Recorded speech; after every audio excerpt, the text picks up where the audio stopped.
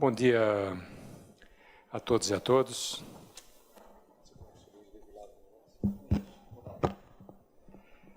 É um prazer estar aqui com vocês, novamente, em mais um debate do Observatório da Inovação e Competitividade do Instituto de Estudos Avançados, da USP.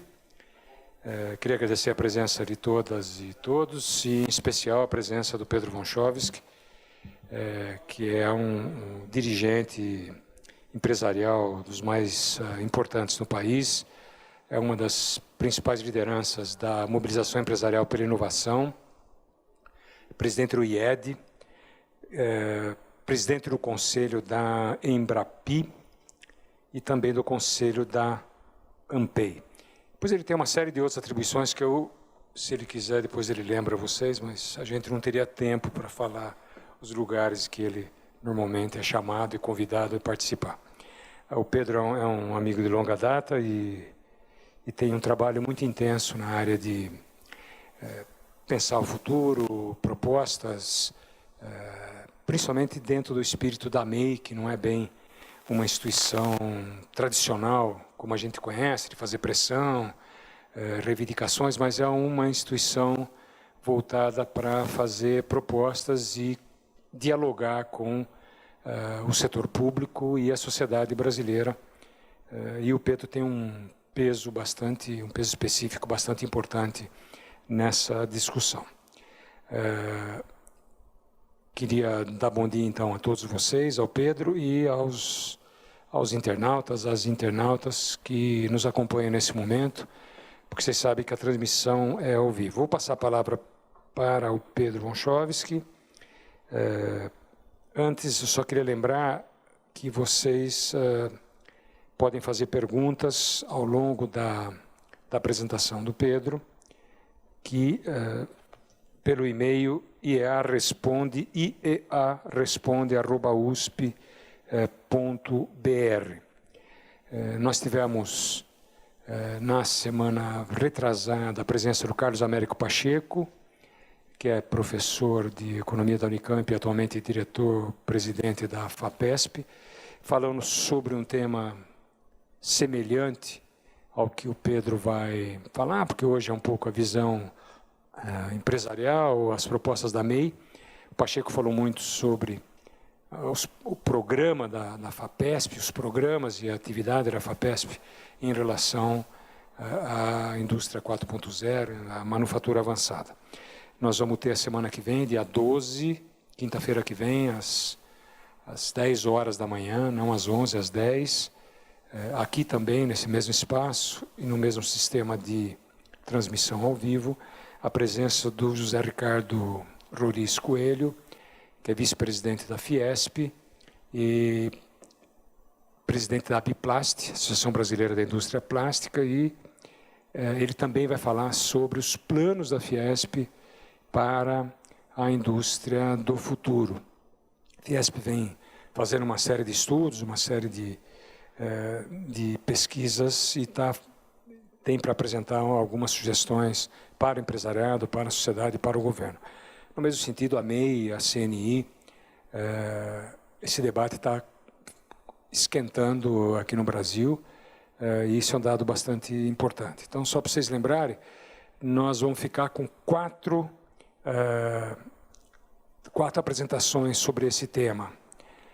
3 diretamente ligadas ao tema, que foi do Pacheco a semana retrasada, a do Pedro Wąchowski hoje e a semana que vem do Roriz, José Ricardo Roriz Coelho, da Fiesp, e depois nós teremos a presença do Prata, José Álvaro Prata, que é secretário de Inovação do Ministério da Ciência, Tecnologia e Inovações e Comunicações, e ele vem falar um pouco sobre o marco regulatório.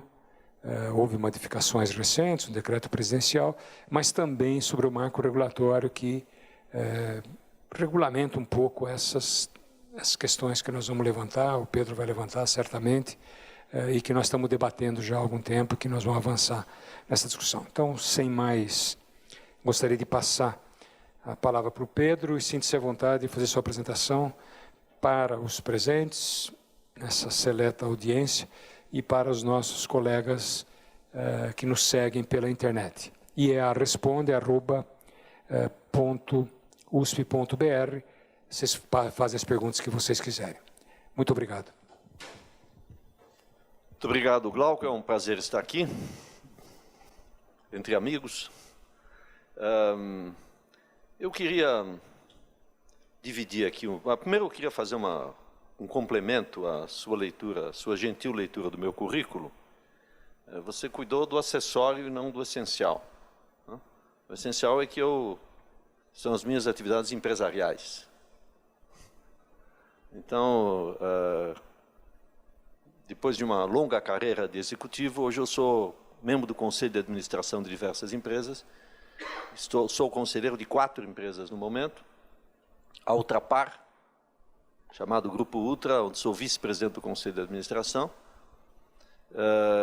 que é composto de 5 empresas, Ipiranga, Ultragás, Oxiteno, Ultracargo e Extra Farma. Sou membro do Conselho de Administração da Holding da Votorantim, também uma das maiores empresas privadas nacionais.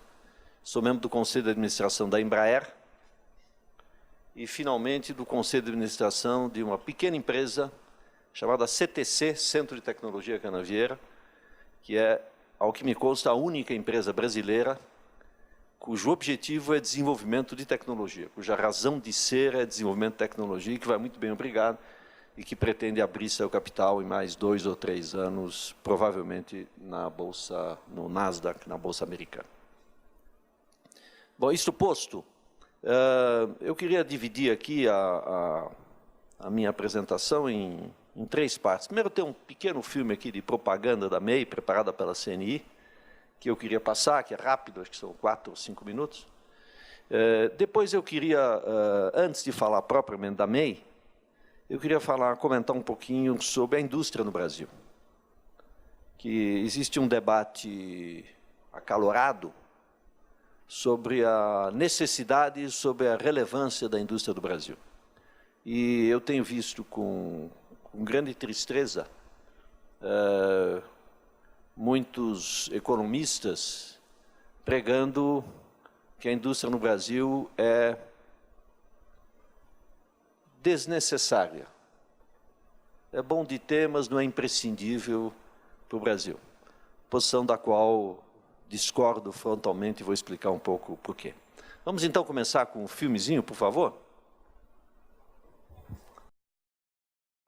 Uma indústria competitiva precisa de uma estratégia poderosa, a inovação. Para virar uma vantagem competitiva para as empresas, é preciso que a inovação faça parte do dia a dia delas. Inovar é agregar valor, é fazer desse diferencial uma estratégia, um investimento de longo prazo que tem impacto no mercado e no lucro da empresa. Para aprimorar as políticas de apoio à inovação, a CNI reuniu os maiores líderes empresariais do país e, em 2008, criou a MEI, a Mobilização Empresarial pela Inovação. A MEI reúne lideranças do governo e da academia para fortalecer o ecossistema de inovação do Brasil e tornar as empresas cada vez mais inovadoras. Além de melhorar o ambiente de acesso à inovação, a MEI trabalha para ampliar o financiamento para projetos inovadores e aperfeiçoar o marco regulatório para empresas de todos os setores e portes. Também busca garantir o acesso à biodiversidade, estimular a bioeconomia e a implementação de centros de pesquisa e desenvolvimento no país. Para enfrentar as inovações disruptivas na indústria, a MEI também atua no aprimoramento dos recursos humanos para a inovação. A atuação da MEI garantiu conquistas importantes, como a criação da Embrap, a Empresa Brasileira de Pesquisa e Inovação Industrial, a consolidação da rede de institutos Senai de Tecnologia e de Inovação do programa Senai de Competitividade, a inserção na Constituição Federal do dever do Estado de promover a inovação, o apoio na formulação do novo Código de Ciência, Tecnologia e Inovação e proposta de regulamentação, a negociação pela manutenção e aprimoramento da Lei do Bem, a contribuição para a Estratégia Nacional de Ciência, Tecnologia e Inovação. Para chegar aos 4 cantos do país, a MEI criou uma rede com 25 núcleos estaduais de inovação que trabalham em parceria com as federações das indústrias, o SESI, o SENAI, o IEL, o SEBRAE, governos estaduais, universidades e institutos de ciência e tecnologia. A realização de atividades inovadoras nas indústrias depende, em primeiro lugar, de profissionais criativos e qualificados. O Inova Talentos incentiva projetos de pesquisa em inovação e conecta empresas a esses profissionais. Já o programa Inova Global foi feito para apoiar empresas a desenvolver projetos de inovação por meio de intercâmbio de profissionais, formando uma rede internacional de colaboração. O edital de inovação para a indústria, uma parceria entre SESI, Senai e Sebrae, é a oportunidade para que empresas e startups de base tecnológica transformem seus produtos inovadores em realidade. O projeto valoriza a inovação e incentiva a competitividade das indústrias. As imersões em ecossistemas de inovação proporcionam a oportunidade de cooperação em pesquisa, desenvolvimento e inovação entre empresas e centros que atuam na fronteira do conhecimento, em áreas estratégicas no Brasil e no exterior. Inovação depende de troca de experiências. Por isso, a CNI e o Sebrae realizam o Congresso Brasileiro de Inovação da Indústria. A cada 2 anos, o evento reúne representantes do setor produtivo, do governo e da academia em um grande debate sobre a agenda de inovação. No Congresso, também são propostas políticas e estratégias para fortalecer a cultura da inovação empresarial. Para estimular essa cultura e difundir conhecimento, a CNI e o Sebrae criaram o Prêmio Nacional de Inovação. Um importante reconhecimento às empresas que se destacam tendo a inovação como estratégia que traz resultados. Pelo conjunto de iniciativas e ações, a Federação Global de Competitividade considerou a MEI uma das 6 melhores práticas estratégicas de competitividade do mundo em governança para a inovação. Cada vez mais as empresas precisam se reinventar, repensar processos, produtos e serviços para melhorar o que já existe ou criar algo novo, que agregue valor para a organização e para a sociedade. A inovação é a solução para a indústria aumentar a produtividade, atingir novos mercados, superar desafios e ampliar resultados. É o compromisso da MEI com o desenvolvimento econômico, sustentável e social do país. Saiba mais sobre a MEI no site www.cni.org.br/MEI.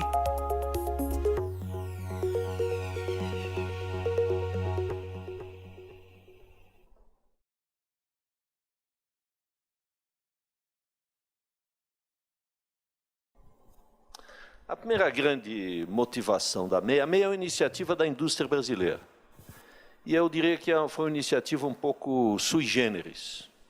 A indústria brasileira, isso é 2008, na gestão do presidente da CNI, Armando Monteiro, chegou à conclusão de que a questão da inovação era absolutamente lateral na estratégia das empresas brasileiras. Sempre com as exceções de praxe, mas no grande volume da indústria brasileira, a questão da inovação era tratada como uma questão técnica, secundária e delegada ao terceiro escalão das empresas. Então, que havia necessidade da CNI criar um movimento que acabou chamando-se Mobilização Empresarial pela Inovação, para ajudar a despertar a indústria brasileira para a relevância da inovação e para incluir a inovação como item central da estratégia das indústrias brasileiras. Ao mesmo tempo, a ideia, já naquele momento, em 2008, era criar um fórum em que a relação com o governo, as questões com o governo fossem mais estruturadas no que tange a legislação, financiamento, proteção intelectual, atração de centros de pesquisa estrangeiros e assim por diante. Então, que se criasse um fórum em que estas grandes questões eram discutidas diretamente com os representantes do governo para acelerar o processo de transformação, tanto do lado industrial como do lado do suporte à inovação que depende do governo nesses itens como financiamento, propriedade intelectual e assim por diante, regulação. Então, isso começou em 2008, teve uma personagem que eu acho que é importante ressaltar a sua relevância, que foi o professor Luciano Coutinho. Já na época, poderoso presidente do BNDES, e que, como todos sabemos, tem a questão da inovação, sempre foi central na cabeça, até no trabalho acadêmico da vida dele.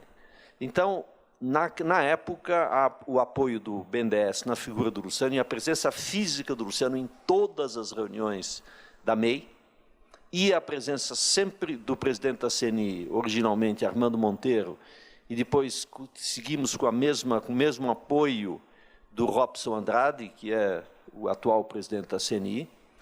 Isto atraiu as grandes empresas brasileiras e estrangeiras, e conseguimos, então, ao longo desses 10 anos já, criar um fórum único em que regularmente, tipicamente a cada 2 ou 2 meses, a gente tem reuniões, sempre com presença privada relevante, mas também governamental relevante. Então, numa típica reunião da MEI, o Glauco tem participado, acho que, da maioria delas, desde a sua posição de presidente da FINEP, daí em diante.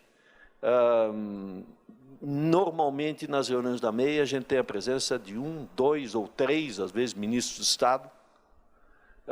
Temos regularmente presidente da FINEP, presidente do INPI, presidente do CNPq, Pacheco, atualmente presidente da FAPESP, diretor-presidente da FAPESP. Quer dizer, todo o ecossistema privado e público de inovação se reúne na MEI. E aí as questões são formuladas, a CNI tem um back-office muito competente, trabalha também com uma série de consultores externos, e, com isso, consegue formular, preparar as questões adequadamente e levá-las para essa mesa de debate. E a MEI, então, se revelou, eu acho, um instrumento muito útil e muito poderoso, e tem não só uma porção de créditos objetivos, que eu vou listar alguns deles aqui, mas também o mérito de ter, de fato, elevado a questão da inovação, tirado ela, digamos, do terceiro escalão das empresas e passado para o primeiro escalão, para a direção efetiva das empresas.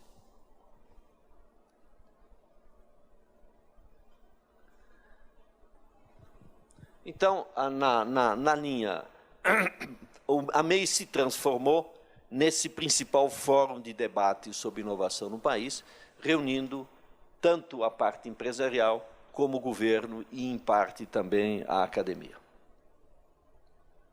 Os objetivos estão listados aqui: criar sinergia entre o setor empresarial, o governo e a academia, tornar a inovação uma estratégia perene da agenda das empresas e fortalecer a inovação e a competitividade no Brasil. Como é que funciona? Tem esse comitê de líderes, que é esta reunião principal com as lideranças empresariais. Tem um segundo tipo de reunião chamado Diálogos da MEI, que é uma reunião mais low profile, mais técnica, onde vem mais o segundo e o terceiro escalão técnico das empresas, o pessoal de pesquisa e desenvolvimento, o pessoal de inovação, de desenvolvimento de produtos, comparece para discussões mais técnicas e específicas, e tem uma série de outras atividades que eu vou listar aqui na sequência. Aqui é só alguns dados estatísticos. Nós temos hoje 132 empresas cujos presidentes regularmente participam das reuniões. Nós temos, tipicamente, desses 130, temos aí 40, 50 em cada reunião da MEI. As agendas principais: marco regulatório da inovação, eu vou detalhá-las, marco institucional da inovação, financiamento, que é crescentemente uma questão importantíssima e mal resolvida, com a redução dramática da disponibilidade de recursos na FINEP e no BNDES, em especial, e como contingenciamento do FNDCT, inserção global via inovação, recursos humanos para a inovação, assunto importante. O foco principal tem sido o ensino e a formação de engenheiros no Brasil, e um programa especial voltado a startups e pequenas e médias empresas de base tecnológica. Eu vou listar aqui algumas coisas que fizemos. No marco regulatório da inovação e propriedade industrial, muita coisa aconteceu. Evidentemente, não é ação isolada da MEI, mas a MEI teve um papel importante nesse processo. Ressalto aqui a aprovação do marco legal e da regulamentação, a manutenção da lei do bem, que esteve sob ameaça forte ameaça aí na gestão do Joaquim Levy, no Ministério da Fazenda. A questão de patentes, nós temos feito uma pressão enorme para melhorar o processo de solução do INPI, que, como sabemos, o prazo médio, prazo típico de solução de patentes do INPI, de concessão de patentes, é da ordem de 12 a 14 anos. Existe uma tentativa, acho que meritória, de fazer uma espécie de uma limpeza no passado, que tem sido contestada, mas a intenção, no caso do INPI, é fazer uma espécie de uma concessão automática de patentes solicitadas para limpar o backlog, porque hoje o INPI consegue razoavelmente processar anualmente o mesmo número de patentes que entra. Então, em fluxo, ele já está, por aumento de eficiência, aumento de pessoal, etc., ele está razoavelmente resolvido. Mas como tem um backlog para trás, de 12 ou de 14 anos, ele não vai chegar nunca, não vai se atualizar nunca. Então, existe a ideia, que está encontrando alguma resistência, de fazer uma espécie de uma limpeza do passado, mesmo porque existe um grande número. Eu cheguei a fazer uma proposta para o presidente do INPI, para o Pimentel, de que chamasse as empresas que tinham essas patentes empossadas no INPI, fazendo a seguinte sugestão para a empresa: olha, você tem 25 pedidos de patente, a cada 5 que você retirar, eu te faço uma análise imediata num prazo de 6 meses. Porque tem muita patente lá que perdeu o sentido. Patente pedida há 10 anos atrás, que essa altura já se resolveu, já se descobriu que ela é irrelevante, como acontece com, evidentemente, grande número das patentes, que são dadas para proteger eventuais desenvolvimentos futuros, que muitas vezes não se materializam. Então, esse é um problema que estamos atacando diretamente. Eu acho que tem algum caminho, tem uma luz aí no fim do túnel. O acordo INPI-Anvisa para a parte de processos farmacêuticos e a lei que protege o investimento anjo de startup. Então, cada um desses assuntos foi objeto de uma atenção específica, redação de projeto de lei, participação com outras entidades para tentar encaminhar essas questões com algum sucesso. Eu vou pular isso aqui, eu vou um pouco mais rápido aqui nos decretos, que já são de conhecimento. Financiamento à inovação. O principal é aqui a criação da Embrapi, que já investiu da ordem de 315 milhões de reais em projetos. São mais de 300 projetos, tenho até o número preciso. Até o final do ano passado, a Embrapi investiu em 388 projetos de 267 empresas, com investimento total de 620 milhões, dos quais 315 milhões é o dinheiro da Embrapi e o resto é o dinheiro das empresas. Então, depois podemos conversar um pouco mais sobre a Embrapi, se for o caso, mas eu acho que é um modelo de sucesso. O Glauco participa do Conselho de Administração da Embrapi.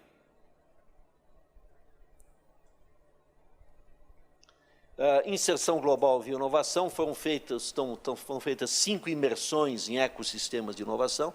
É basicamente um conjunto de pessoas que a CNI organiza uma viagem para conhecer o que acontece no Vale do Silício, o que acontece nos laboratórios nacionais nos Estados Unidos, no sistema de inovação de Israel, da Suécia e assim por diante. Com muito sucesso, a gente começa a aprender com a experiência e com o sucesso alheio. Recursos humanos para inovação, um trabalho muito grande, especialmente na área das engenharias. Engenharias é um problema sério, está aqui o professor Cardoso conhece o assunto muito bem, o Zancul também tem ajudado nesse trabalho, o índice de evasão ainda é extremamente alto, e há uma série de propostas de modificação do sistema de ensino de engenharia no Brasil. Pequenas e médias empresas inovadoras, há também um trabalho grande, especialmente junto ao SEBRAE, para mover o SEBRAE mais no sentido da inovação e no sentido da tecnologia, que o SEBRAE tem um papel muito importante no apoio de pequenas e médias empresas, mas o grande foco dele tem sido mais o emprego do que o foco da inovação. Então, ela está se movendo, acho que nessa direção, com o apoio da MEI. Marco institucional, a Estratégia Nacional de Ciência, Tecnologia e Inovação, que é um documento, acho que todos conhecem, que é, eu diria, muito mais uma declaração de boas intenções do que efetivamente uma estratégia nacional, porque não tem fonte de recursos, não tem cronograma, não tem projetos específicos, é um documento ainda muito genérico, mas ainda assim é um avanço, é um passo na direção certa. Congresso de Inovação, que se faz a cada 2 anos, com número crescente de participantes. Também isso é tudo para criar consciência, trazer, difundir informação. Casos de inovação, tem o prêmio, eu vou também pular isso aqui um pouquinho. O Instituto Senai de Inovação, que foram implantados com o apoio do BNDES, são 25 institutos, dos quais eu acho que já tem 21 deles operacionais. 11 desses institutos fazem parte do sistema Embrapi, que são 42 unidades. O IPT também é 2 áreas do IPT também são unidades Embrapi. E este é um projeto que eu queria parar um pouquinho para falar. Nós contratamos via MEI, no começo do ano passado, um conjunto de professores da Unicamp e do Instituto de Economia da UFRJ para fazer um projeto que se chamou Projeto Indústria 2027. Esse grupo é coordenado pelo professor Luciano Coutinho, obviamente depois que ele saiu do BNDES. Ele é o coordenador desse projeto.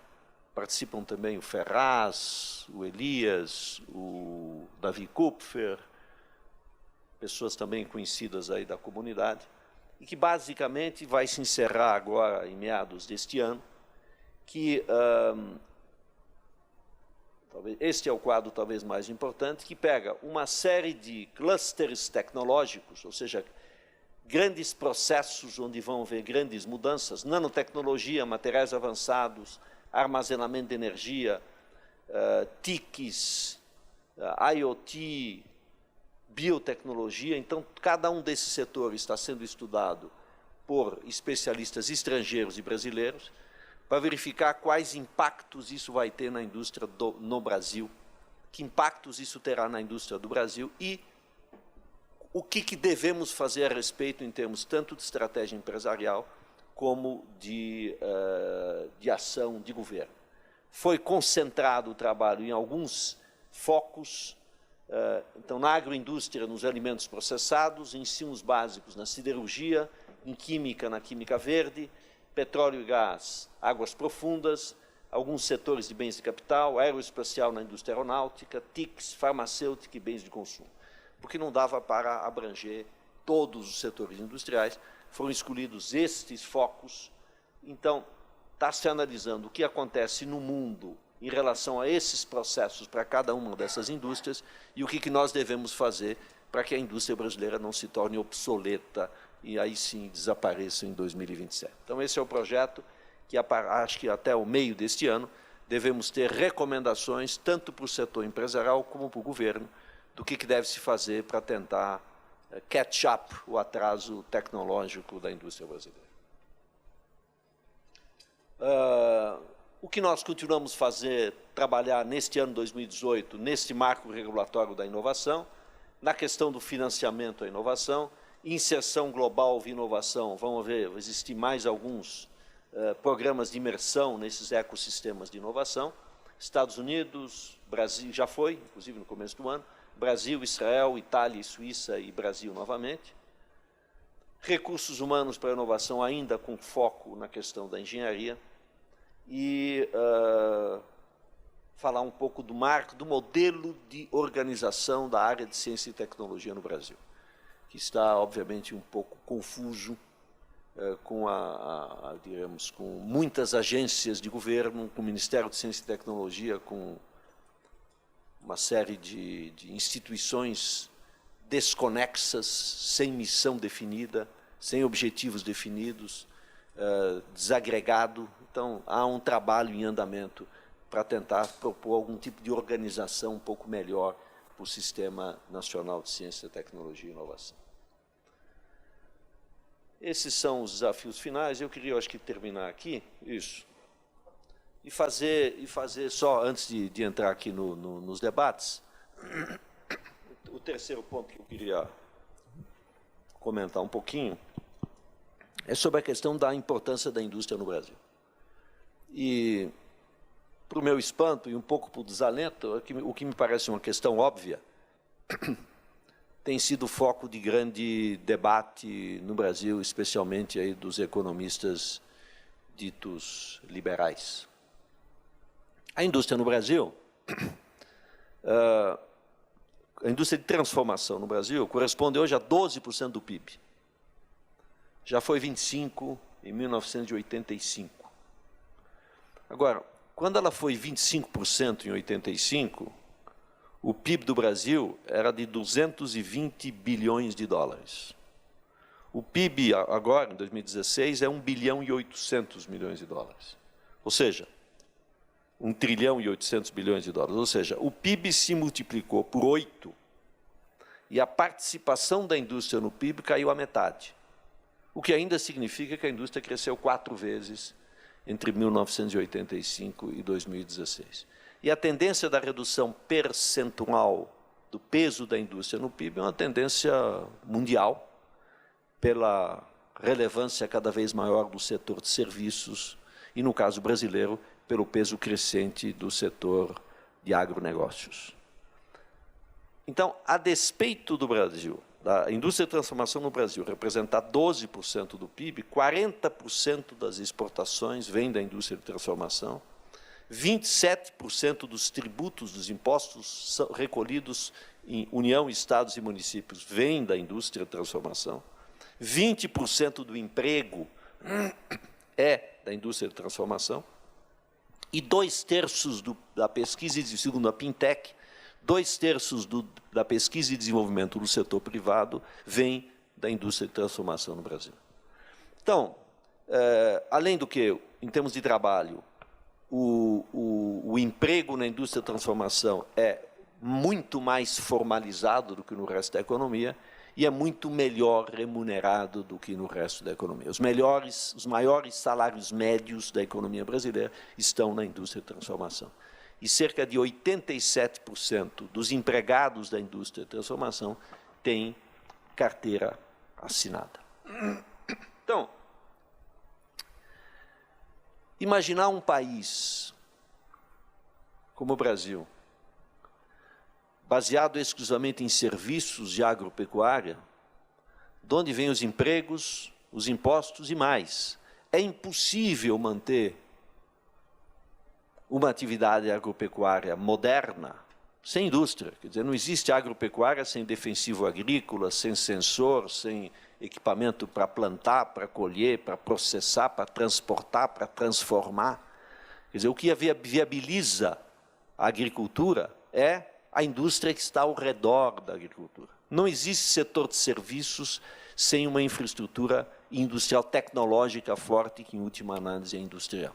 Então, é absolutamente inconcebível, inviável, não faz nenhum sentido você ter uma economia como a brasileira sem uma indústria forte. E há um limite também para o que pode ser importado. Limite não derivado de disponibilidade de divisas, mas um limite definido pelas características específicas da indústria brasileira. Quer dizer, o cosmético no Brasil não é igual ao cosmético do mundo, porque o consumidor brasileiro é diferente, porque o clima é diferente, porque o sol é diferente, porque a água é diferente, porque os hábitos de consumo são diferentes, porque a cultura é diferente. Então, esse mesmo raciocínio se aplica praticamente a todos os setores industriais, e há uma limitada capacidade do mundo de suprir a demanda do consumidor brasileiro, pessoa física ou pessoa jurídica. Então, o que não significa que não temos um problema sério de produtividade no setor industrial brasileiro, que é o problema central da indústria brasileira, é a produtividade de um lado, que tem, obviamente, algo a ver com a inovação, e, do outro lado, o peso do Estado brasileiro, na forma de tributação alta, na forma ainda de juros elevados para o setor industrial, na forma de uma complexidade tributária, eu diria, bizantina. Então, essas são as considerações iniciais. Talvez agora a gente pudesse conversar um pouco. Obrigado, Pedro. Mais uma vez, queria agradecer a presença de todos. Acabo de receber uma mensagem do vice-diretor aqui do Instituto de Estudos Avançados, o professor Ari Plonsky, que está no Recife, mandou um cordial abraço a você e aos presentes e pede desculpas por não estar aqui. Eu perguntei por quê, mas ele não quis me explicar, entende? Por que ele não estaria aqui. Está fazendo uma palestra no Recife nesse exato momento. Então, eu queria abrir a palavra a vocês, apenas lembrando, internautas, façam suas perguntas pelo iearesponde@usp.br. Eu vou abrir a palavra aqui para quem está... Hélio, professor Hélio, tem muita autoridade hoje aqui, você viu, Pedro? Você atraiu autoridade de tudo quanto é tipo aqui, ó. Professor Hélio Nogueira da Cruz, desculpe. Não, tudo bem, pode. Nada contra os cariocas, hein, Luiz? Bem, é uma satisfação estar aqui. E eu acho que foi no jornal de domingo, no Estadão, tem uma matéria com Edmar Baixa. E que ele, aparentemente, é um dos assessores, formuladores do programa do Alckmin, agora para a presidência, e ele fala, que é parecido com o que o Pércio Arida falava, de abertura da economia. Abertura da economia é o fim da indústria, colocada de forma provocativa. E eu li recentemente uma matéria no Economist sobre algo como armadilha da renda média e, associado ao tema, a queda da participação da indústria no PIB mundial.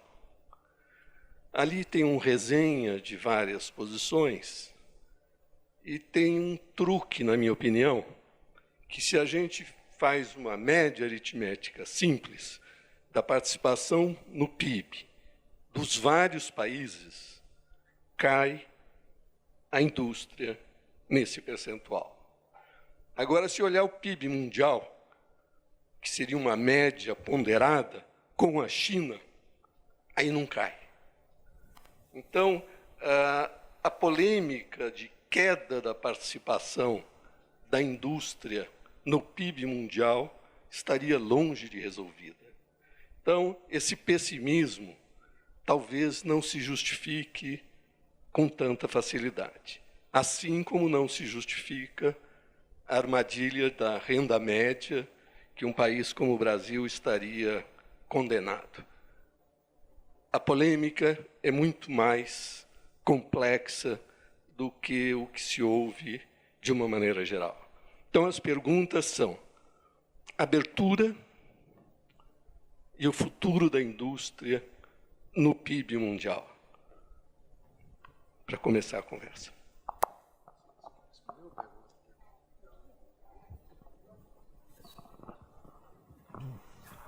Muito obrigado, Hélio. Eu começo com a questão da abertura. O Brasil é um país muito fechado e a soma das importações e exportações brasileiras representa uma parcela muito pequena do PIB, atípica para países da dimensão do Brasil. Parecida com a americana, que também é uma economia muito fechada, a despeito de grande exportadora e importadora, mas, por seu tamanho, é uma economia parecida, tem um grau de relação comércio exterior sobre PIB parecido com o brasileiro. Praticamente todas as outras grandes economias do mundo são muito mais abertas do que a brasileira e a americana. Eu acho que o Brasil tem que iniciar um processo, sim, de uma abertura maior, visando a modernização mais rápida do seu parque industrial, visando o acesso mais simples e desburocratizado das empresas brasileiras especialmente a máquinas, equipamentos e produtos de robôs e assim por diante, disponíveis no exterior. O sistema de ex-tarifário brasileiro é um sistema ruim, prestou grandes serviços ao país. Ex-tarifário é um sistema que eu não sei se todos conhecem, pelos quais você pleiteia uma redução, uma isenção de imposto de importação, mas você tem que provar para um determinado equipamento que você quer importar, mas você tem que provar que ele não tem similar nacional. Então, é um processo muito complicado, eu diria nem sempre linear, no sentido que há negociações, certas indústrias dizem, não, eu só dou o atestado de que eu não sou capaz de produzir A se você me comprar B. Certo? Então, virou um processo um pouco de negociação, e é um processo muito ineficiente, demorado, lento, e as empresas acabam importando os bens de capital e pagando o imposto pela complexidade do sistema. Então, tem que haver... Todo o sistema tarifário no Brasil está distorcido. Quer dizer, os regimes de exceção foram sendo criados e não existe mais uma lógica no sistema tarifário brasileiro, onde você, em tese, teria que fazer tributos mais altos à medida, impostos de importação mais elevados, alíquotas mais altas, à medida em que você aumenta o grau de agregação de valor, o grau de sofisticação tecnológica do bem. Não funciona assim. Então, o Brasil tem impostos de importação muito elevados no começo da cadeia, que às vezes inviabilizam a cadeia como um todo. Então, é preciso, sim, uma reforma do sistema tarifário, visando organizá-lo e reduzir a tarifa média de importação para facilitar o acesso da indústria brasileira e do consumidor brasileiro a bens importados. Isso tem que ser feito de maneira organizada para justamente preservar e dar tempo à indústria para se adaptar a este processo. Quando eu digo cuidadosa, eu não falo, como outros, em prazos de 15 anos e tal. Acho que isso tem que ser feito num prazo bem mais curto do que isso. Essa é a primeira coisa. Segundo, o Brasil ficou isolado em termos de acordos de livre comércio comerciais. Quer dizer, ele se acertou, ele se integrou ao Mercosul, não tem acordos relevantes de livre comércio do Brasil com outros países do Mercosul, tem o único que está agora em negociação e aparentemente próximo de alguma solução é com a União Europeia, mas, diferentemente de uma série de outros países que têm muitos acordos, o Brasil se isolou e acabou firmando acordos com nações comercialmente irrelevantes. Acho que tem um acordo com o Egito, um com Israel, um com 2 ou 3 países africanos. Todos os países são relevantes, mas o fluxo de comércio com esses países é irrelevante. Então, sim, eu acho que a abertura é mandatória e é favorável à indústria brasileira. Segundo, a questão do PIB, o que acontece, primeiro, o PIB, a indústria de transformação cai em todos os países a partir de um determinado volume de renda média daquele país, a partir de um certo PIB per capita. O Brasil foi perdendo participação relativa do setor industrial antes, nós ficamos sem ou com menos indústria antes de ficarmos ricos. Resumindo, enquanto a grande maioria dos países, à medida em que foi ficando mais rico, o componente de serviços começou a crescer cada vez mais. O Brasil, esse processo foi prematuro. Nos últimos, entre 2015 e 2017, a indústria brasileira perdeu 20% do seu tamanho. Quer dizer, enquanto o PIB caiu cerca de 10%, a indústria perdeu 20% do PIB absoluto, em valores absolutos do PIB industrial. Então, houve sim uma redução da participação da indústria no valor absoluto e no valor relativo do PIB. Agora, em grandes linhas, como eu mencionei, num período mais longo de 30 anos, a despeito de ter havido esta redução percentual, houve um aumento significativo do peso da indústria na economia brasileira. Obrigado, Pedro. Vou passar a palavra para o professor Luiz Bevilacqua. Antes, uma perguntinha, porque nós vamos juntar as duas, Pedro. Vem da Roseli Santana, de Niterói. Ela pediu para você, se você poderia falar um pouquinho sobre o edital do MIDIC, Ministério do Desenvolvimento e do Comércio, e da BDI, o edital conjunto sobre a indústria 4.0, se é que você conhece. Então, se puder falar, ótimo. Palavra com o professor Luiz, por favor. Obrigado. Bom, obrigado pela palestra, eu achei muito boa, né, os seus comentários, quer dizer, eu concordo praticamente com tudo, mas eu tinha algumas perguntas, doutor Pedro. É o seguinte: a primeira é, quando se fala em indústria nacional, né, ou desenvolvimento da indústria nacional, isso está dirigido também para grandes inovações, grandes breakthroughs, né, no setor industrial, ou simplesmente seria continuar na esteira dos países desenvolvidos, como tem sido anunciado em simpósios internacionais, né? Quer dizer, existe cerca de um ano em que um dos comentadores disse: bom, os países, os catch-up economies, né, eles continuam fazendo pequenas manufaturas, fazendo experimentos das coisas que nós desenvolvemos aqui, e esse é o papel deles e não vão sair daí.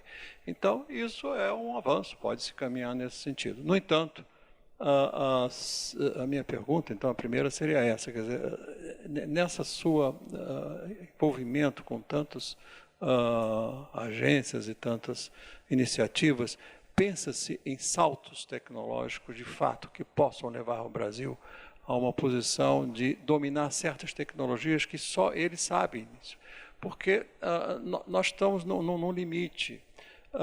Se a gente quiser desenvolver, isso é uma experiência um pouco pessoal de anos atrás, um robô que vai a mais de 1000 metros de profundidade, ninguém importa sensores. Nós não podemos fazer isso.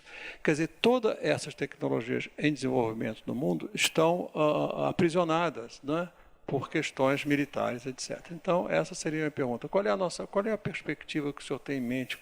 É um Brasil que quer dar um salto ou que vai acompanhar o resto do mundo na esteira como tem sido feito? Bom, eu tinha várias perguntas, mas eu vou fazer só mais uma, que é uma questão que eu gostaria que fosse levada em conta na CNI, principalmente em outros fóruns. É a questão universidade e empresa. E não se trata apenas dessa combinação, dessa agregação, dessa união que está até agora foi bem recebida e estimulada. O que está acontecendo, doutor Pedro, é o seguinte: primeiro, em 50 anos, a universidade brasileira era praticamente desconhecida no mundo. Hoje está entre as 15 maiores. A indústria brasileira não está nem de longe perto do que isso. O sucesso que se conseguiu em ciência e tecnologia do Brasil é muito maior do que tem sido conseguido no setor industrial. Isso significa o seguinte: nós podemos, a indústria pode, se quiser, né? Bom, agora nós estamos chegando num limite, e esse limite é o seguinte: não está havendo mais posições de mestres e doutores, eu falo mais engenharias e até engenheiros. Isso está começando a se fechar. A gente vê doutores em engenharia dirigindo Uber. Isso já está acontecendo. Então, se a indústria não vai responder a essa produção, a influência na universidade é mortal, do meu ponto de vista. Quer dizer, a sociedade vai dizer: para que precisamos disso? É caríssimo. Então, como é que o senhor vê esse aproveitamento real, não é, das pessoas competentes que estão sendo formadas nas universidades, principalmente engenharia, né, talvez farmácia também, outras coisas parecidas, né? Diante de um possível colapso, ou mesmo nem seja colapso, ou não aproveitamento como seria devido, né, dessas pessoas. E a terceira é muito simples: o senhor vê a diferença entre inovação e invenção? Ou é a mesma coisa?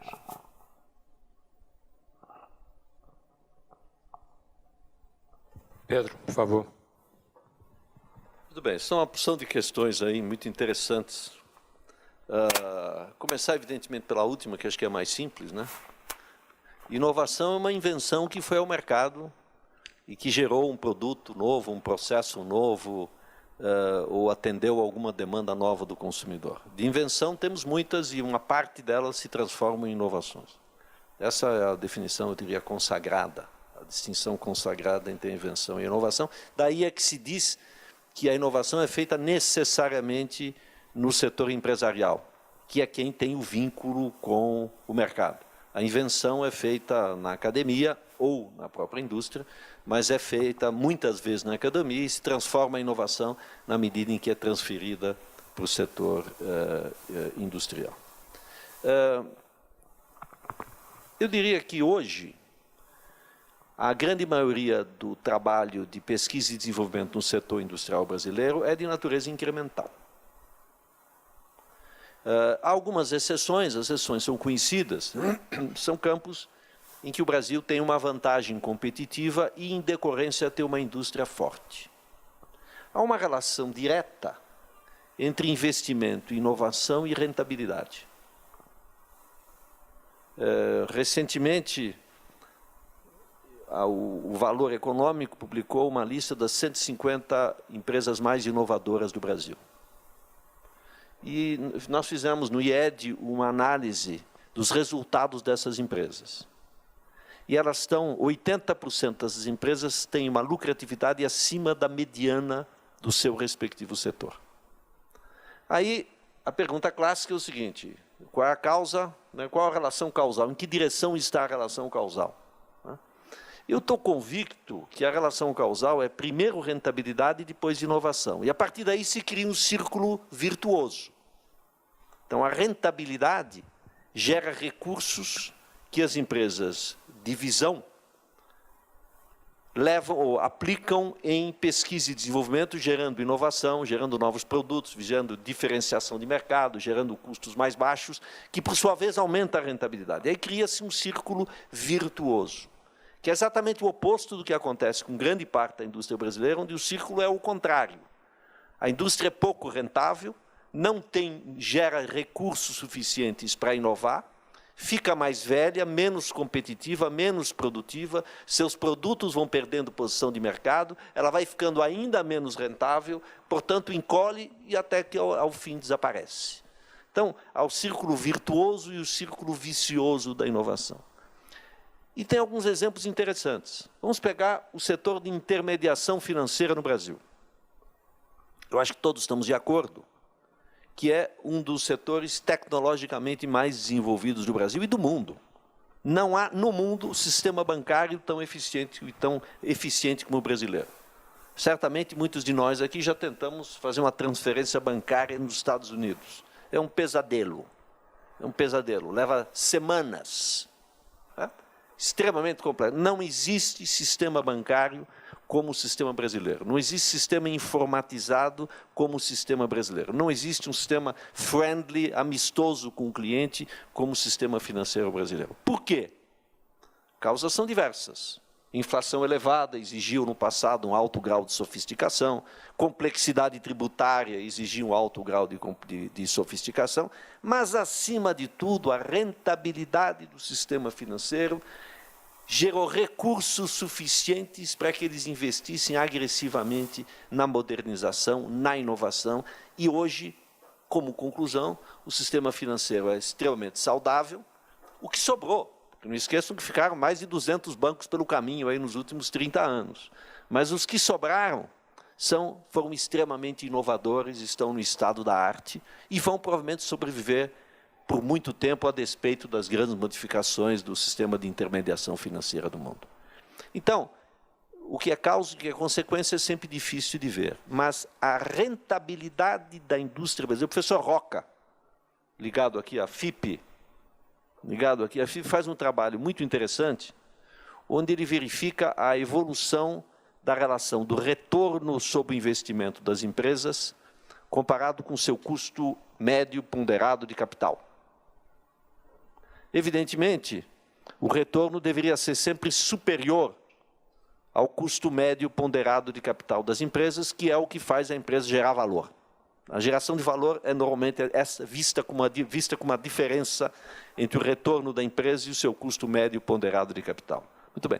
Esta relação, chamada ROIC sobre WOC, que é o custo médio de capital, na indústria brasileira, é superior a 1 até 2011.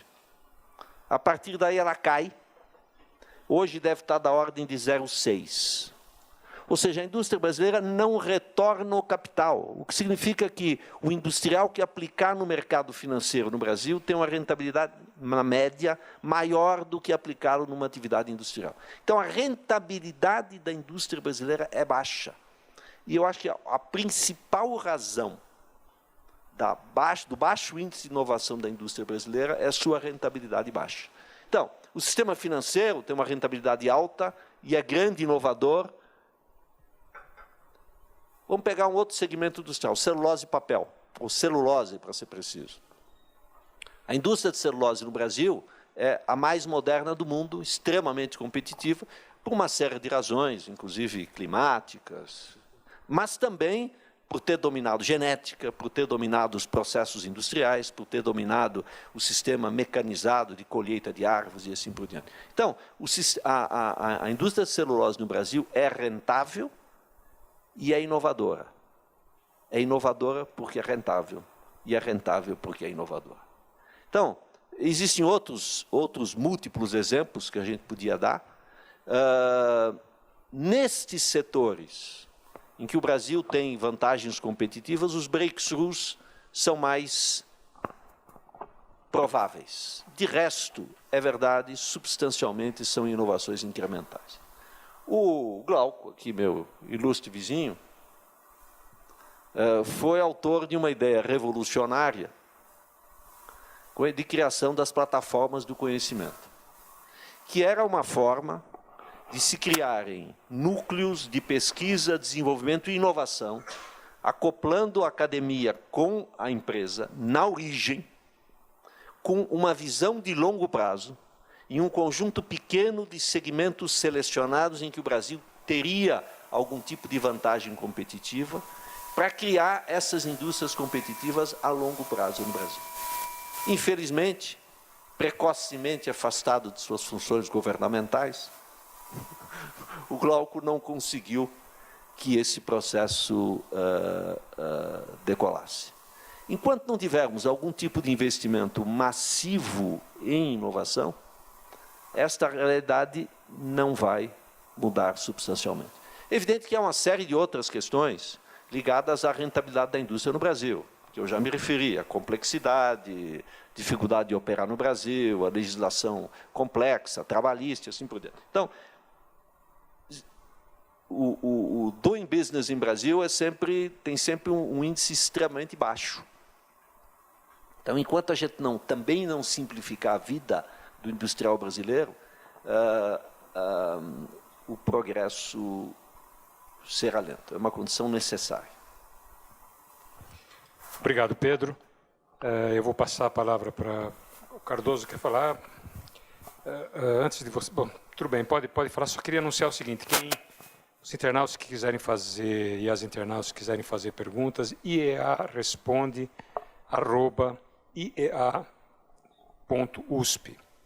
E queria anunciar também que na próxima quinta-feira, às 10 horas da manhã, o José Ricardo Roriz, que é vice-presidente da Fiesp, vai falar sobre a Fiesp e o apoio à manufatura avançada.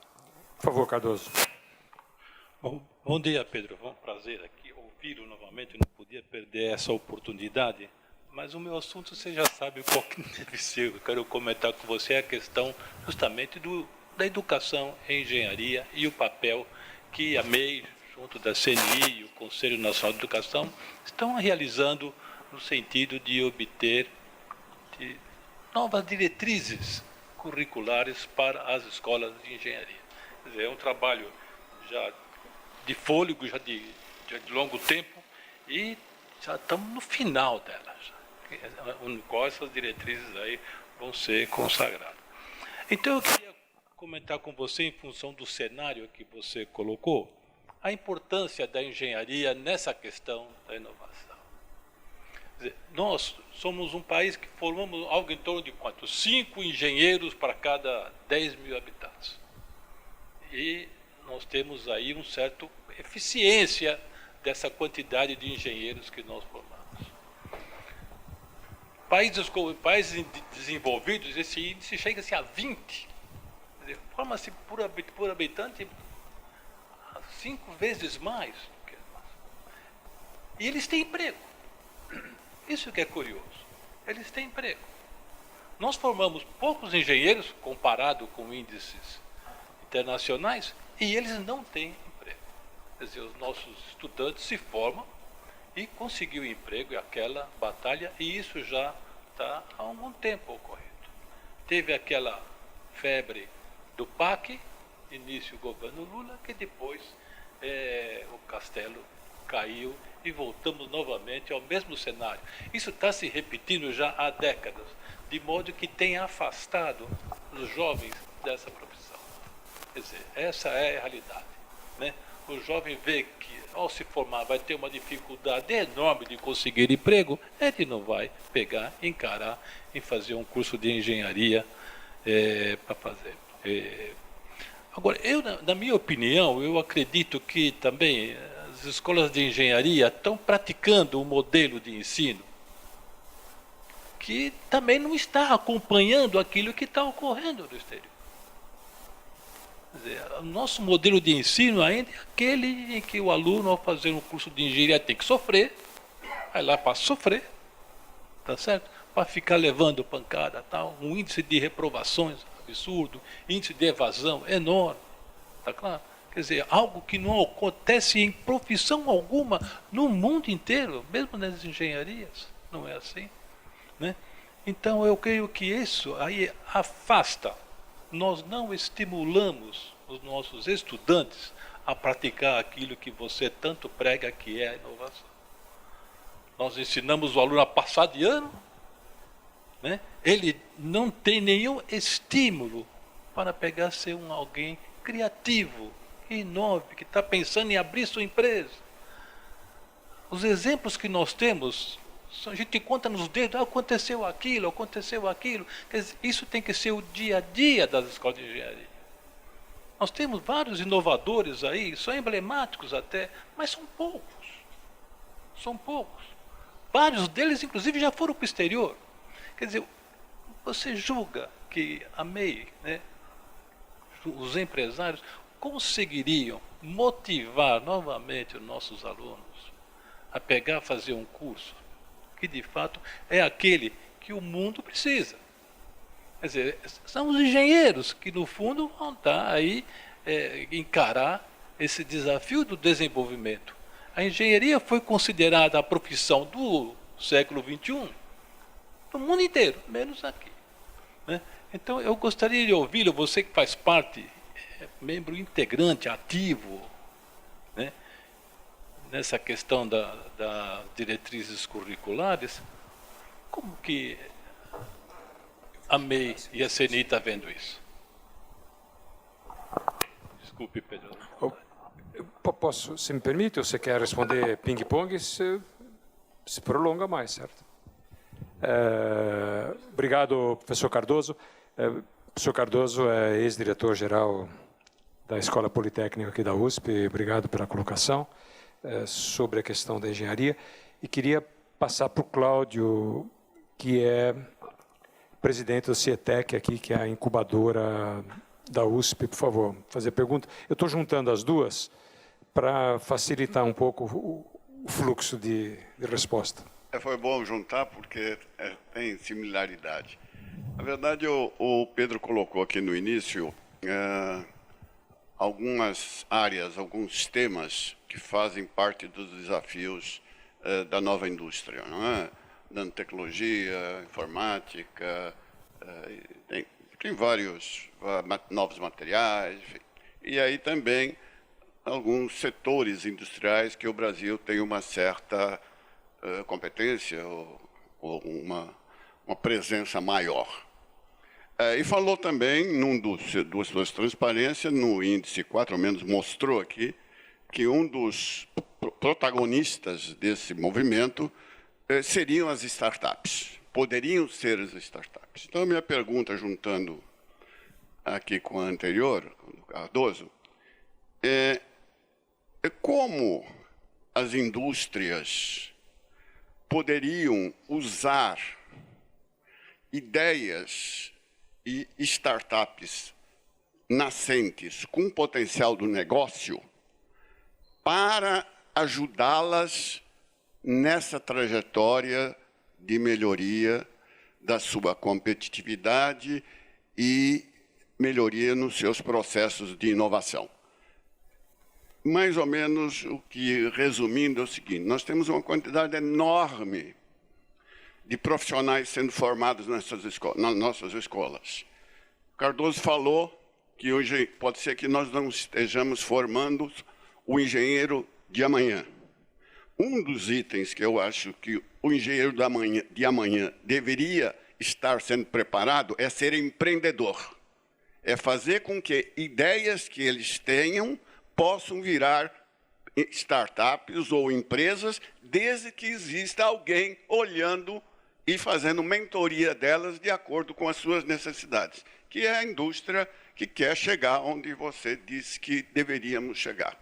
Recentemente, a Interpharma, que é uma associação de indústria, de parte da indústria farmacêutica brasileira, fez uma proposta, fez um certame, fez um edital, não sei exatamente o nome, buscando ideias e startups para atender demandas da indústria farmacêutica dos seus associados. Só em São Paulo foram selecionados 54 novas ideias ou novas startups que poderiam estar ligadas aos desafios dessas empresas. Pedro, por favor.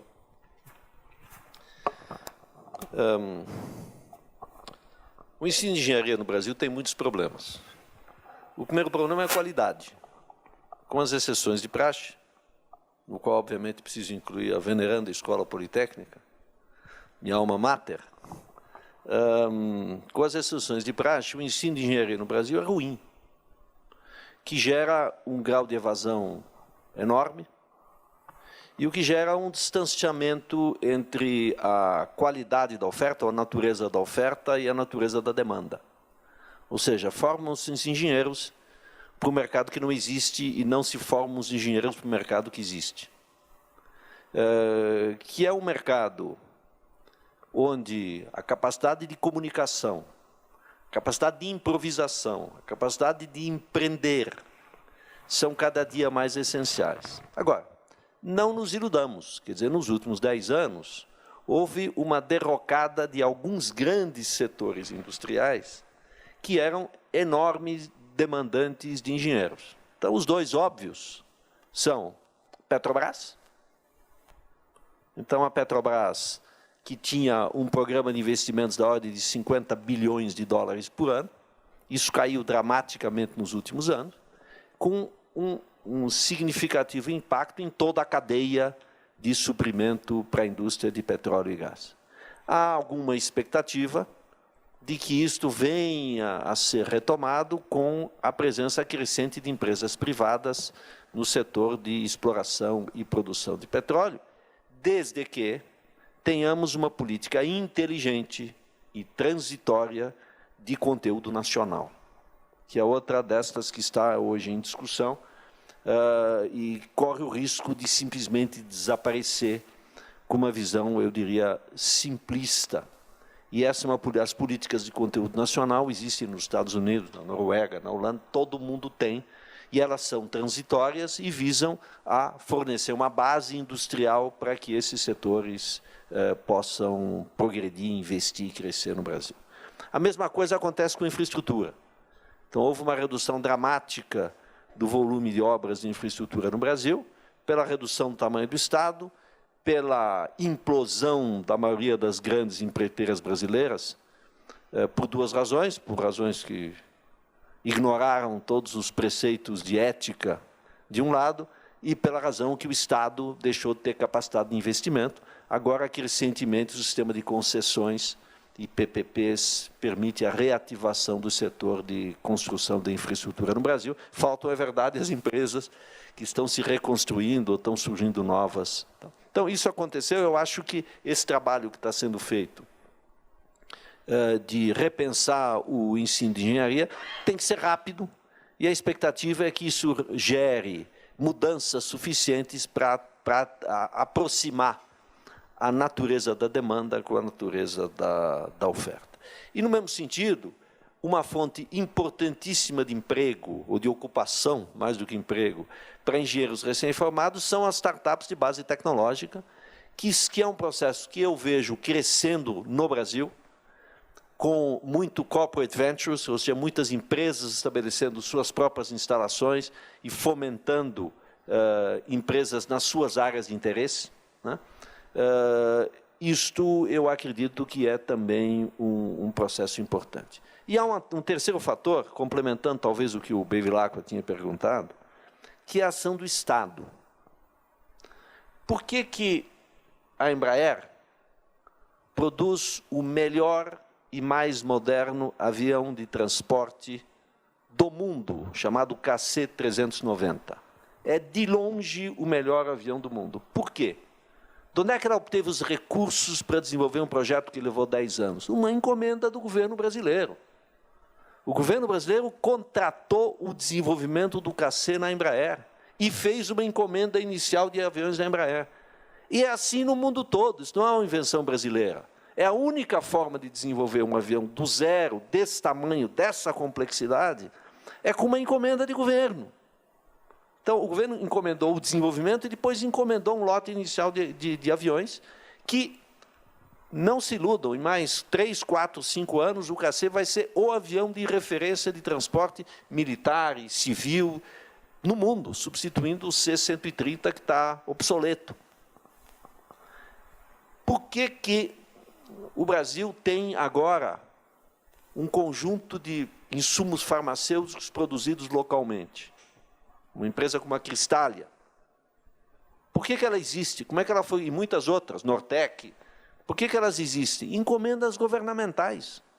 O governo deliberou e criou um processo de encomendas de insumos farmacêuticos, de fármacos, para essas empresas, que desenvolveram a tecnologia, criaram a tecnologia com cientistas, com engenheiros, para atender ao mercado que existe, e que é o mercado estatal brasileiro. Então, não há, quer dizer, não devemos nos iludir, o governo tem um papel fundamental na criação de tecnologia. Fernanda de Negri tem pregado que a ciência brasileira é muito pouco mission-oriented, como ela fala. Quer dizer, o sistema de financiamento à pesquisa no Brasil é basicamente baseado no voluntarismo dos pesquisadores, que fazem o que julgam ser relevantes para a sua pesquisa, ou para a sua carreira, ou para o seu destaque internacional. Uma parcela muito evidente que um pedaço da pesquisa tem que ter esse direcionamento, mas não toda.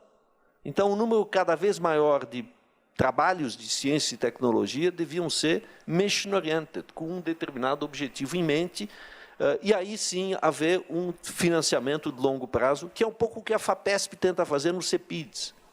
Certo? Então, há muito espaço para melhor. Mais uma vez, vou fazer agora a última rodada. Se alguém... Eu tenho duas perguntas internautas para a gente encerrar, Pedro. A conversa, que está boa, poderia se estender por mais tempo. Evidentemente, o tempo precioso que ninguém tem. São duas perguntas. Uma vem de Brasília, da Débora Carvalho. Ela pergunta qual é em relação à inovação e ao país, qual é exatamente o papel das empresas que a MEI, você, prevê para elas para ajudar o Brasil a se tornar um país mais inovador.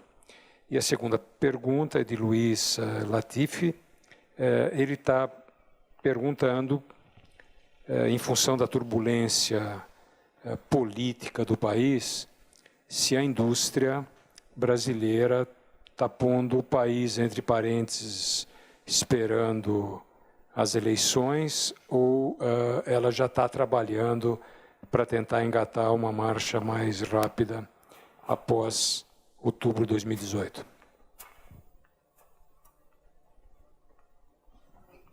Espera aí, antes disso, vou passar a palavra para o nosso digníssimo presidente do IPT. Por favor. Se você arremata, viu, Pedro, as 3 perguntinhas.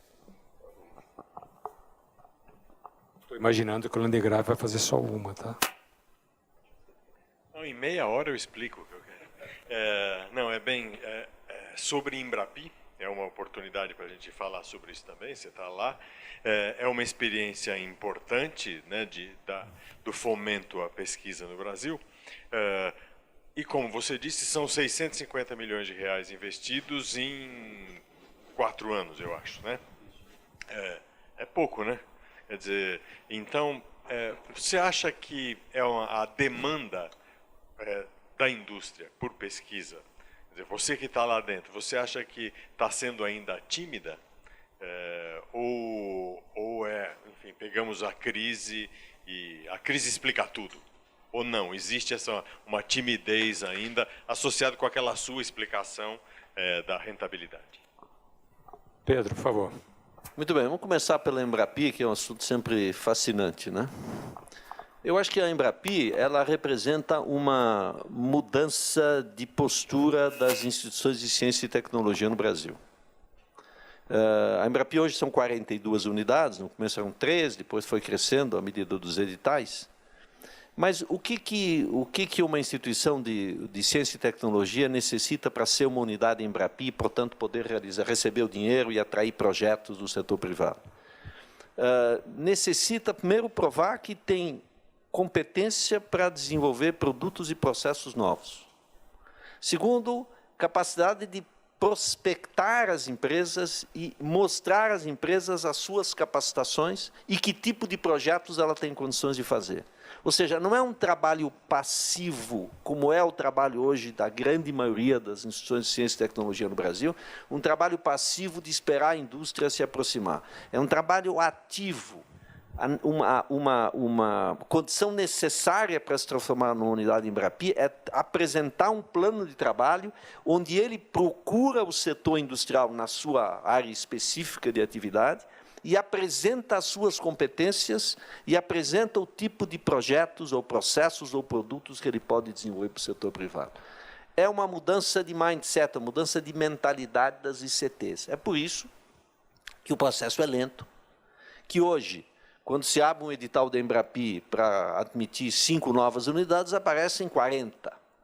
E dessas 40, às vezes é difícil pescar 5 que tenham gente experiente em trabalhar na interface com o setor industrial, que tenha disposição, que faça um plano de trabalho que faça sentido, no sentido na busca dos seus clientes potenciais, que tenha familiaridade com o orçamento, com cronograma, com propriedade intelectual, com como tratar a questão de propriedade intelectual.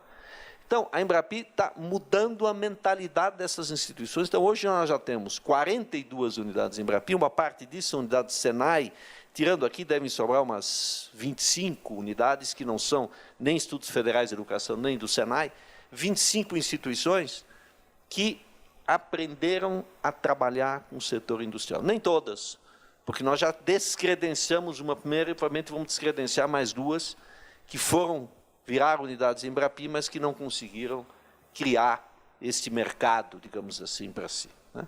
Então, é um aprendizado, e eu acho que a Embrapi representa um subsídio à inovação no Brasil, porque a empresa paga um pedaço da conta, tipicamente de 50% a 60% da conta é pago para a empresa, e o resto é contribuição não financeira da própria ICT e a participação da Embrapi. Então, a parte eles pagam. Portanto, existe um subsídio implícito que eu acho que tem trazido um grande avanço para as relações entre as empresas e as instituições de ciência e tecnologia.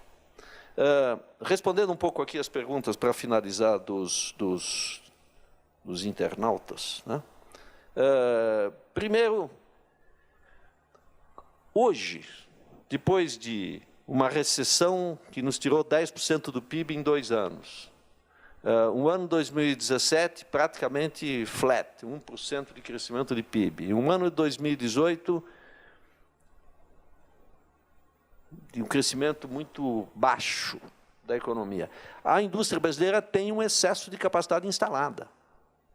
Então, a demanda tem que subir mais para ver realmente uma necessidade de novos investimentos. Pega o caso clássico da indústria automobilística, que opera hoje já bem melhor do que no passado, alguma coisa entre 60% e 65% do nível de capacidade instalada. Ou seja, há espaço para crescimento da demanda sem novos investimentos. Então, o que se espera? O que o industrial espera para investir? Demanda que ainda não apareceu no horizonte, ou pelo menos demanda superior à sua capacidade de atendê-la. Espera estabilidade regulatória e política, previsibilidade, e isto tem a ver também com o resultado das eleições de 2018. Então, eu diria que este ano não vai ser um ano de grande volume de investimentos, vai ser um ano de expectativa, em função da inexistência de demanda não atendida por capacidade disponível e da insegurança, da dificuldade de prever o futuro. Agora, indo à questão da inovação, o papel das empresas é cada vez mais entender que o seu futuro depende de produtos melhores, de processos melhores, de custos mais baixos, e que, em última análise, só tem um jeito de chegar lá, que é através da inovação. Queria agradecer a participação, a presença aqui do nosso colega Pedro Wąchowski, que é uma figura chave nesse debate todo sobre a indústria no Brasil, e pela excelente discussão que teve. Queria agradecer vocês que fizeram as perguntas e comentários, como que vocês fizeram, e assim como os internautas. Queria anunciar mais uma vez a nossa programação. Dia 12, quinta-feira que vem, o José Ricardo Roriz, vice-presidente da Fiesp, falará sobre a Fiesp e o apoio à manufatura avançada. No dia 3 de maio, nós teremos a presença do professor titular da Universidade de São Paulo, de São Carlos, campus São Carlos, André Ponce, que vai falar sobre avanços em Machine Learning. No dia 14 de maio, tem muito a ver com a conversa que o Cardoso, o Cláudio e o Pedro fizeram aqui sobre engenharia. Nós teremos a presença do Luiz Roberto Cury, que é coordenador do Conselho Nacional de Educação, e ele vai falar sobre o tema reforma do ensino de engenharia. 14 de maio, Cardoso. Queria até pedir que você, se puder divulgar na Politécnica. Eu sei que o professor Mário Salerno, que está aqui, que é coordenador do Observatório de Inovação, vai ajudar também, mas seria importante que outros professores e os alunos, principalmente, tivessem aqui, ou pelo menos acompanhassem os debates, porque o Cury vai falar sobre os planos do Conselho Nacional de Educação, mas fundamentalmente sobre uma comissão mista que está funcionando. A Poli faz parte, inclusive, via o Zancu, que estava aqui até agora, o professor Zancu, que está com o secretário, o Baroni, que é o secretário do Ministério da Educação, e coordenada por gente da MEI, certo? A equipe da MEI está coordenando esse trabalho e tem feito, que reúne reitores, especialistas de várias áreas, empresários, universidades públicas e privadas. Eles estão apresentando um plano sobre a questão da engenharia. Então, o Cury vai falar sobre isso, mas é sempre bom lembrar, o Cury é uma figura sempre controvertida, certo? Ele tem posições que não são exatamente as mesmas do grupo de trabalho, então, eu estou falando isso porque ele pediu, ele já falou para mim isso aí. Então, a gente vai ter uma conversa boa sobre o futuro da engenharia. Seria bom que tivesse gente da Poli, porque, aparentemente, ele tem alguns comentários que talvez, se vocês não tiverem aqui, ele os fará de forma um pouco, levemente mais ácida, certo? E no dia, veja, dia 12, Ricardo Roriz, dia 3 de maio, André Ponce, sobre Machine Learning, dia 14 de maio, sempre às 10 horas da manhã, Luiz Roberto Cury, sobre a reforma do ensino da engenharia, e no dia 22 de maio nós teremos o secretário nacional de inovação, Álvaro Prata, que vai falar sobre a regulamentação do novo marco de ciência, tecnologia e inovação, e tem um viés todo, porque é o que nós estamos puxando um pouco, sobre a indústria do futuro, que graças a Deus, pelo menos o povo aqui acha que é preciso ter indústria, viu? Eu queria acalmar você, tá? E o Álvaro Prata vai falar sobre a regulamentação do novo marco de ciência, tecnologia e inovação, dia 22 de maio, também às 10 horas da manhã. Muito obrigado a todos e a todos. Em pelo menos uma semana, a gente será feito o download, vocês podem fazer o download dessa palestra inteira na videoteca do Observatório, é só entrar no site, IEA-Inovação, Inovacão, né? Não tem cedilha nem tio, @usp.br, no Vacal, @usp.br. E eu gostaria de agradecer a equipe do IEA que ajudou a gente a organizar esse debate, que é a Sandra Cedini e Fernanda Rezende, o Aziz Salem, a Raimunda Rodrigues dos Santos, a Maria Leonor Calazans, a nossa fotógrafa, o Mauro Beleza, que é jornalista, e a Cristiana Geraldi, que está aqui.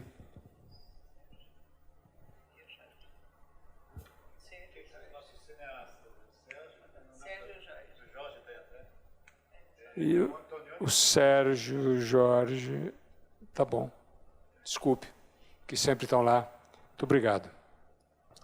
Então, um abraço para vocês, até a semana que vem com o Joaquim Roriz Coelho, vice-presidente da Fiesp. Tá bom? Um abraço. Obrigado.